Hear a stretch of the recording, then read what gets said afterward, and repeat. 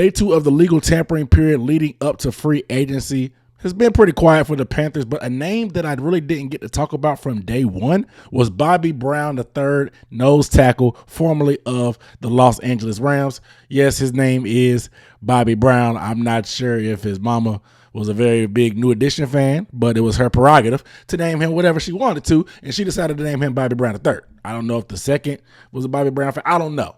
You know what I'm saying? It is what it is. But regardless, Bobby Brown fills a void that the Panthers have had for a while at that nose tackle position.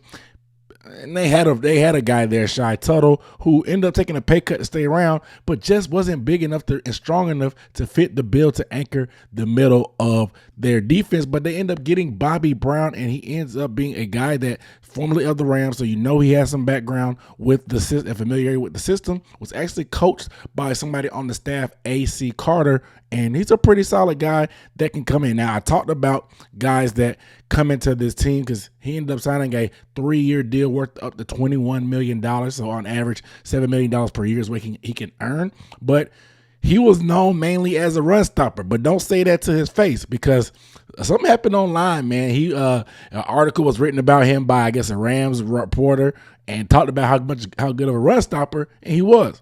His response, he complained about not getting more opportunities to rush the passer, saying that he felt that he was much more than a run stopper, and that he just needed more pass rush opportunities. He actually had no sacks last year, and his pass rush grade was 56.5, and he really didn't have a ton of pass rush snaps. He only had 211, which was ranked 90th at his position, but he was ranked 30th in run defense snaps. So most of his snaps were coming, of course, from on versus the run. I don't know exactly what the plan of usage will be with the Carolina Panthers, but we need help stopping the run. We gave up over 3,000 yards rushing.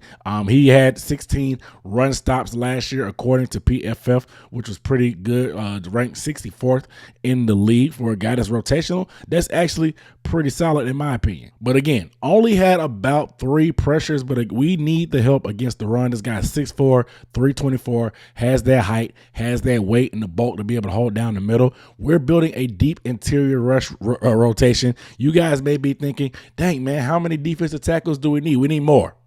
We need more. I don't want any excuses for not being able to stop the run this year. Bring on whoever they need to get this thing right. So I'm not really afraid of bringing in too many guys because you want to have a rotation to have fresh bodies, and that looks like what they're doing. They added Wharton, of course, who's more of a pass rusher but can also play the run. They have a bigger body guy in Bobby Brown. We're going to get the return of Derek Brown. You add that with Ashawn Robinson, and hell, if Mason Graham falls to us, I'm not sure I wouldn't think twice about bringing him in as well, and we'll figure out the details later because we have to get this interior right up front. We have to. We can't just get ran all over. Giving up, like I said before, over 5.5 yards per carry on first down is just unacceptable. We have to be able to stop the run coming up this year. So I think Bobby Brown is going to be a big effect. That we'll see how much pass rush opportunities he has and if he'll have an opportunity to rush the passer because that might have been a selling point for him.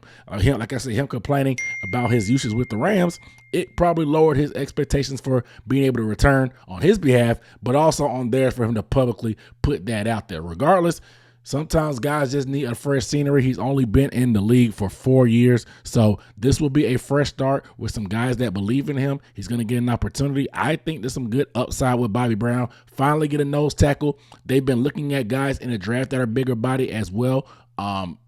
I think they're going to keep loaded up. I don't think they're going to stop. I think you need the depth. We saw how bad it got once we lost Derek Brown. So I think we need to make sure we're good and covered there. And I think that's exactly what Dan Morgan and them are doing. You guys let me know down below in the comments how you feel about Bobby Brown because this is a guy that knows the technique. He can stack and shed. He can penetrate to stop the run. He can make some plays when he gets opportunity, especially versus the run. I'm curious to see what his pass rush upside is if he believes in himself that much. Who am I to tell him no? You know what I'm saying? But it is what it is. But give me your thoughts down below in the comments. Make sure you are subscribed to stay up to date. Once I get a little bit clearer picture on all the bodies that they've named over the first week of free agency, I'm going to make a film breakdown just talking about how all these pieces go together. So make sure you are subscribed with the bell icon. That way you're up to date when that drops. I appreciate you guys watching. I'll see you next time.